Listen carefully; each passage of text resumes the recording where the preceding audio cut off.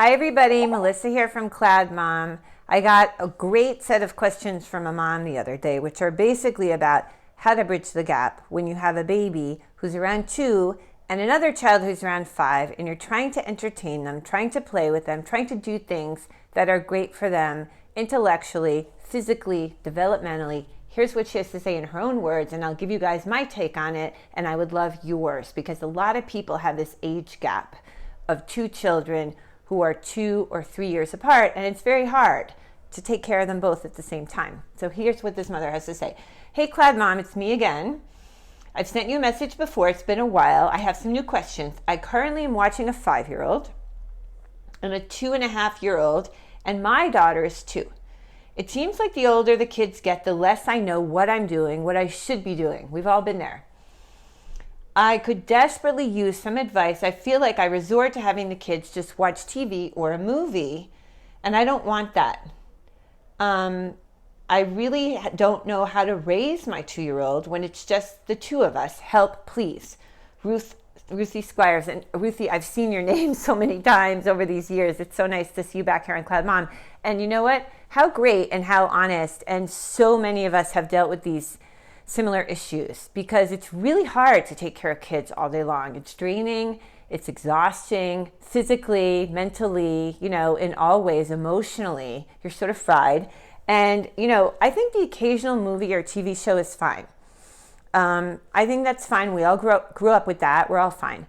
But I agree. I don't think you want that to be the bulk of what you're doing. So here's some ideas, and again, easier said than done, but I think there are, some good things to think about as you go into your day.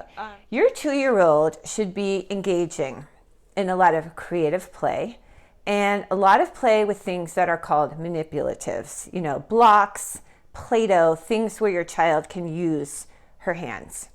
Melissa and Doug blocks are terrific. Play-Doh is great. Things like Mr. Potato Man, scribbling with a pencil, finger painting, if you can put up with the mess, things like that your child can do, at least once or twice a day, sitting with you at the table and just getting in the process of using their hands and starting to develop their fine motor skills. That's very important for a baby of that age, of 2-year-old. Now, what I recommend, and I grew up with a mother who's a chatterbox, and you guys know I'm a chatterbox because you see me all the time up here on my website and on YouTube just chattering away, is really, even if you're a quiet person, get in the habit of narrating what you do and using as much vocabulary as possible.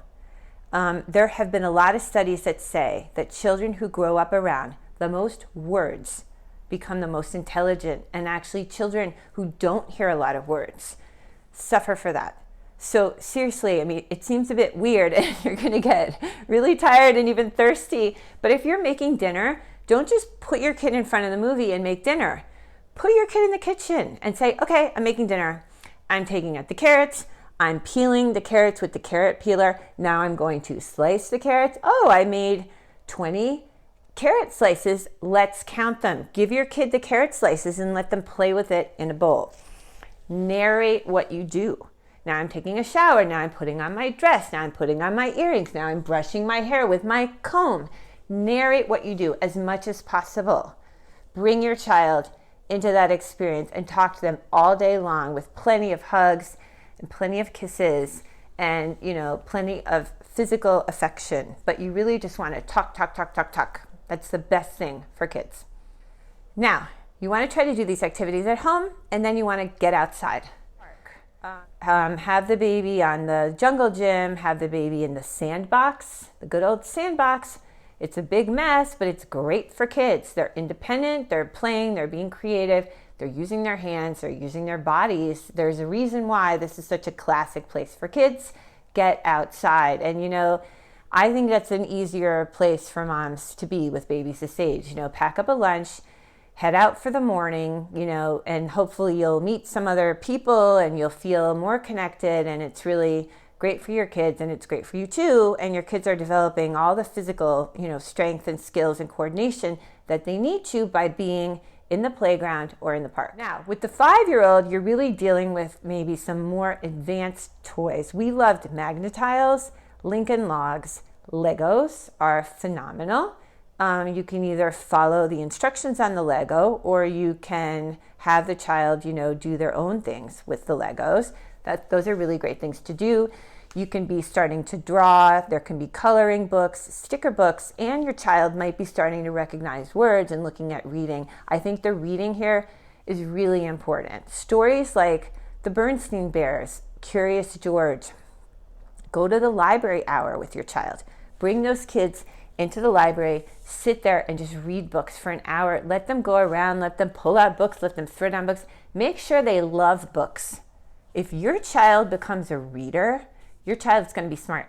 I guarantee it. Honestly, your child is going to be smart. Your child is going to go to college. Your child is going to have a good job. Readers, readers, readers. That we all want those. It's just like too much a thing of the past now with all these phones and iPads. I'm sorry. So anyway, try to develop that habit of loving books, of having great associations with being with mommy in the library. Take out a bunch of books every week for that 5-year-old and tell yourself you're going to read them by the end of the week. Okay, playtime. I would get down there with all the kids. Do, a train set. Do the magnet tiles. Try to have somehow, a building activity where like everybody can be involved in it at once. And then I would do a fun bath. Fun bath with plenty of toys where you can have those sticky letters that you stick along the bathtub so they start to learn their letters. Those are terrific. You just have to make sure you clean them properly, and that's a wonderful way to sort of end the day, and that kills another half an hour, and it's great for the kids. In the summer, put the floaties on that baby.